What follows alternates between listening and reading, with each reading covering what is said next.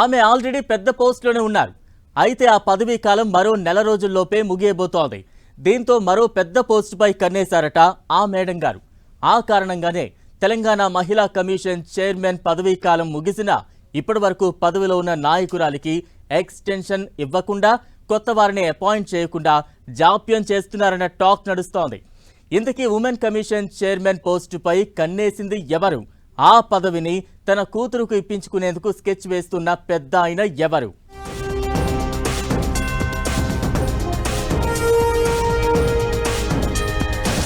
సర్కారులో కదలని Telangana women commission దస్త్రం. ఈ నెల 7న ముగిసిన మహిళా కమిషన్ పదవి కాలం. గడువు ముగిసినా సర్కారు స్పందించకపోవడానికి రీజన్ ఏంటి?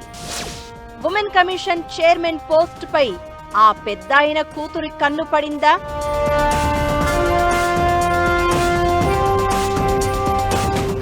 తెలంగాణలో ఉమెన్ కమిషన్ పదవీ కాలం ముగిసింది. గతంలో తెలంగాణ మహిళా కమిషన్ చైర్మన్ గా సునీత లక్ష్మారెడ్డి 2021 జనవరి 8న బాధ్యతలు స్వీకరించగా ఎమ్మెల్యేగా ఎన్నిక కావడంతో ఆమె రాజీనామా చేశారు. దీంతో రేవంత్ రెడ్డి సర్కార్ ఉమెన్ కమిషన్ చైర్మన్ గా కరీంనగర్ కు చెందిన నేరెళ్ల శారదను నియమించింది. ఈ నెల 7న ఉమెన్ కమిషన్ పదవీ కాలం ముగిసింది. సాధారణంగా పదవీ కాలం ముగిసే నాటికి ప్రభుత్వం నిర్ణయం తీసుకోవాల్సి ఉంటుంది.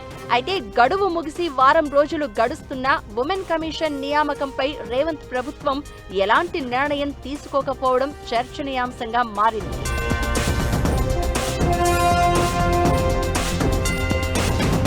వాస్తవానికి తెలంగాణ రాష్ట్రంలో నేరెళ్ల శారద నేతృత్వంలోనే గత ఏడాదిన్నరగా మహిళా కమిషన్ చాలా యాక్టివ్ గా పనిచేసింది.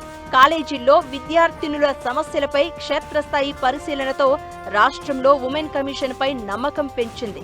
సినీ, రాజకీయ, విద్యా సంస్థలు ఇలా అన్ని రంగాల్లో మహిళలు ఎదుర్కొంటున్న సమస్యలపై ఎప్పటికప్పుడు రంగంలోకి దిగుతూ ఉమెన్ కమిషన్ అంటేనే వణుకు పుట్టేలా చేసింది.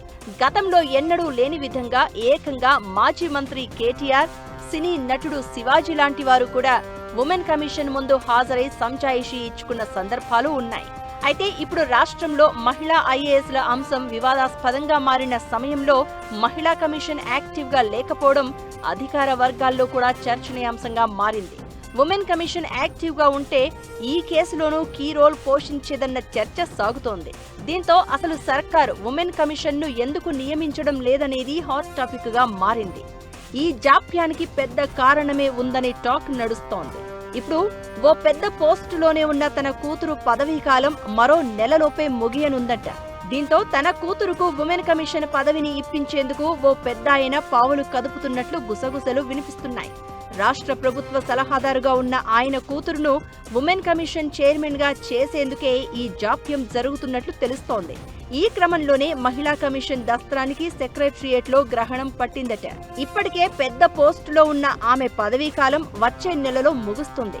దీంతో తన కూతురును మహిళా కమిషన్ చైర్మన్ గా చేయాలని ఆ పెద్ద ఆయన తాపత్రయపడుతున్నారట.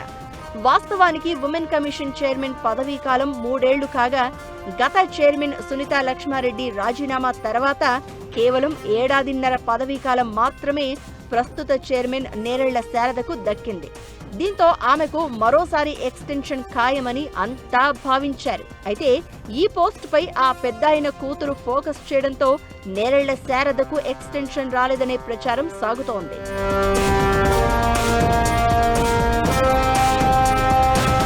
నాడు కేసీఆర్ సర్కార్లో కూడా సదరు పెద్దాయనే హవా కొనసాగించిన పరిస్థితి. అప్పట్లో ఆ పెద్దాయన చట్టసభల్లో చక్రం తిప్పగా ఆయన కుమార్తెకు ఓ పదవి, కుమారుడికి మరో పదవి సైతం ఇప్పించుకోగలిగారు. కాంగ్రెస్ అధికారంలోకి రాగానే సీఎం రేవంత్ రెడ్డికి సన్నిహితుడిగా మారిపోయి అదే రేంజ్ లో చక్రం తిప్పుతున్నారట. ఇప్పుడున్న సర్కారులో కూడా ఆయన మాటే చెల్లుబాటు అవుతూ ఉండడంతో తన కూతురును ఉమెన్ కమిషన్ చైర్మన్ కుర్చీలో కూర్చోబెట్టాలని ఆశపడుతున్నారట. పెద్దాయన కోరిక కారణంగానే మహిళా కమిషన్ గడువు ముగిసినా దస్త్రం మాత్రం ముందుకు కదలడం లేదట.